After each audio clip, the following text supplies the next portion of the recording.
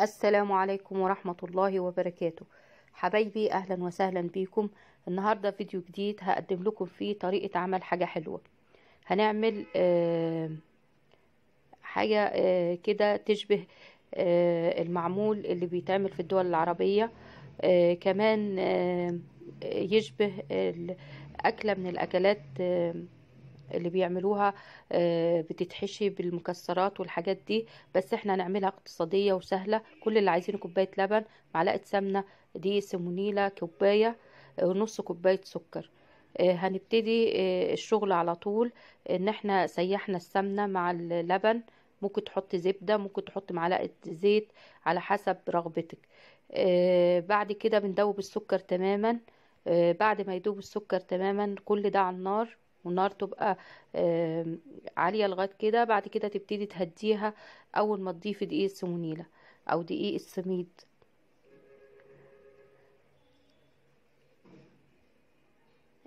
ضفنا الدقيق ونقلب كويس جدا.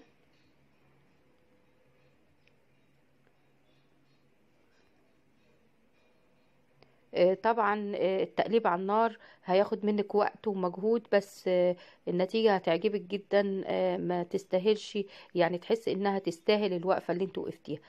لما تجمد خالص العجينة، ما تبقاش جامدة قوي ولا سايلة قوي، تبقى عجينة حلوة ممكن تشكليها بإيدك. طبعا وهي سخنة كل ما تبرد تبقى متماسكة أكتر. فاحنا هناخدها وهي يعني ايدينا تستحملها، وندهن ايدينا حتة سمنة او زبدة او زيت، ونبتدي ندهن عصارة برتقان او عصارة ليمون. ونبتدي نشكل بيها الشكل. ممكن الشكل يطلع كده مش منتظم لو ما عملتيش كورة. لما هتعمليها على شكل كورة وبعد كده تبتدي تحطي التبصيمة بتاعت شكل العصارة، هتدي شكل احلى كده. اللي هوريه لكم ده من غير ما نكور العجينة. اديكم هتشوفوا بعد شوية ازاي بنكورها. نعملها زي الليمونة كده ونبتدي نبصمها.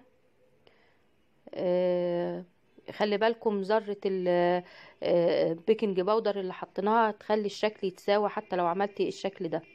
يعني هي دي فايدة ذرة البيكنج باودر، لكن ممكن تستغنى عن البيكنج باودر لو ما بتحبيش تحطيه. شايفة هتبقى شكلها منتظم لما تكوري العجينة. طبعا اهي تكويرة العجينة ممكن تعملي باشكال كتيرة. في ناس بتعملها بمعلقة، في ناس بتعملها بالمضرب بتاع البيض اليدوي او التاني، وتبتدي تعمل الشكل او التبصيمة وكده. ممكن تعملي شكل زي ما انت عايزة. ممكن كمان تعملي اي شكل يعجبك، ما ترتبطيش باي شكل.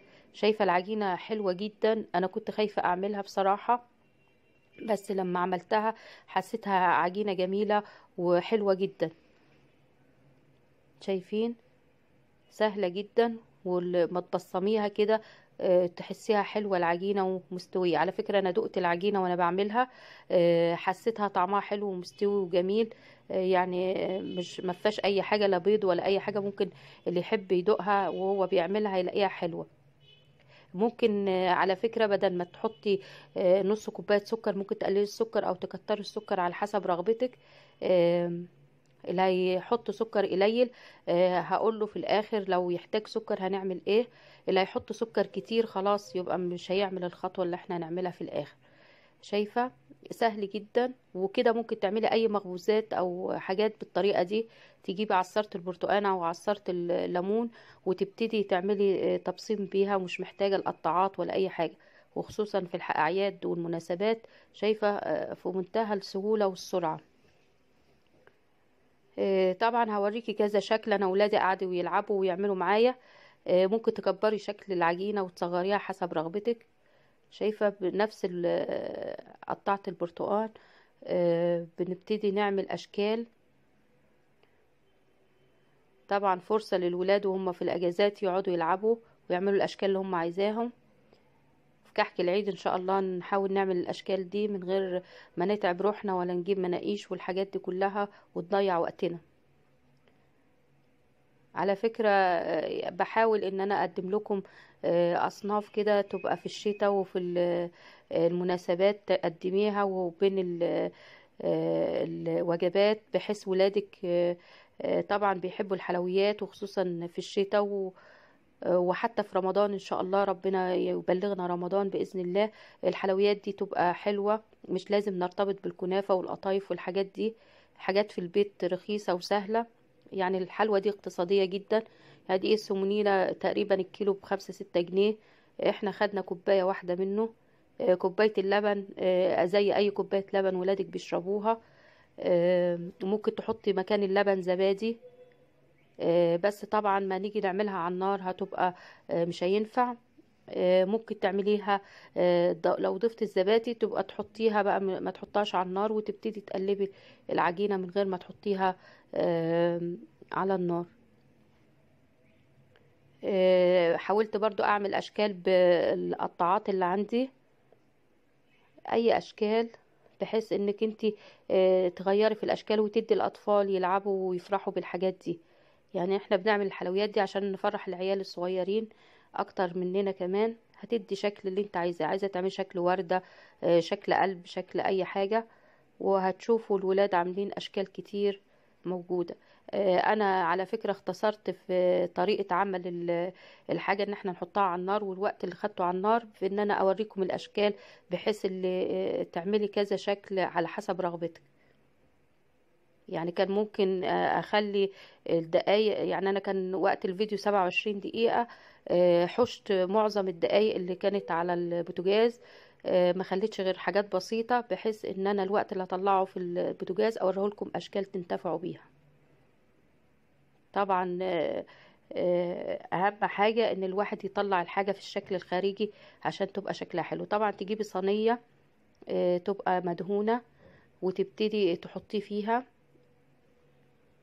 ممكن تقليه لو تحب تقليه، بس القلي بيزود طبعا الوزن ومش صحي. الصحي اكتر انك تعمليها في الفرن. شايفة شكل ورقة الشجر جميلة، كان نفسي اعمل منها كمية بس العجينة كانت خلصت. فعجبتني جدا. ممكن طبعا تعملي اشكال كتيرة، وحاولي تعملي الاشكال منتظمة كلها زي بعضيها. يعني كل صينية تعملي اشكال شبه بعض، بحيث ما تستوي وتحمر، ما تبقاش فيها حتت نية وحتت مستوية. بس انا ولادي عشان بيعملوا معايا حط كل الاشكال في صواني واحده، بس انا طلعتها من الفرن قبل ما يعني الاشكال الخفيفه تتحرق. شايفه العجينه جميله جميله. يعني انا ما كنتش ولا بتشقق ولا اي حاجه. طلع تحفه بصراحه.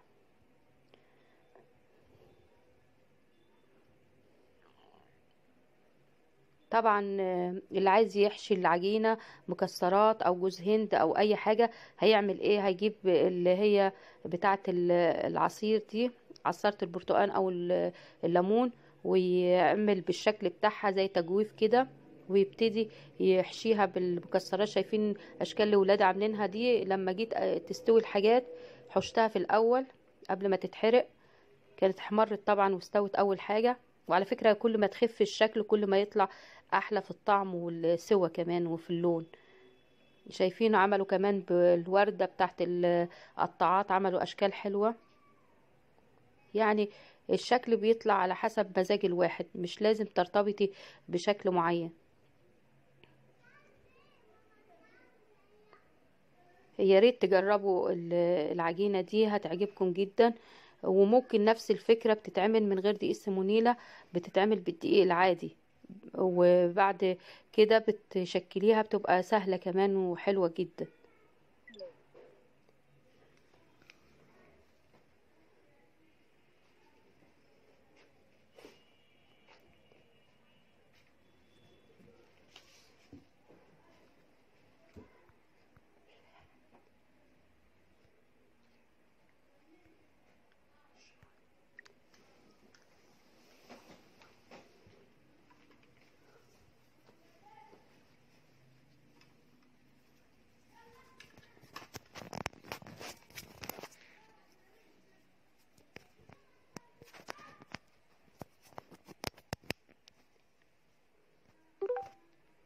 معلش الشحن بتاع الموبايل فصل. ادي الشكل اللي احنا عملناه، نحطه في الفرن.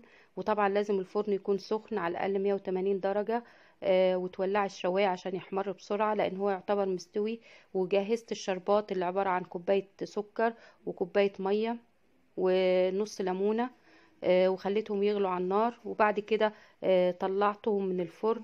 شايفين شكله جميل وحلو. وحطيت له فول سوداني، نسيت اقول لكم على موضوع الفول السوداني.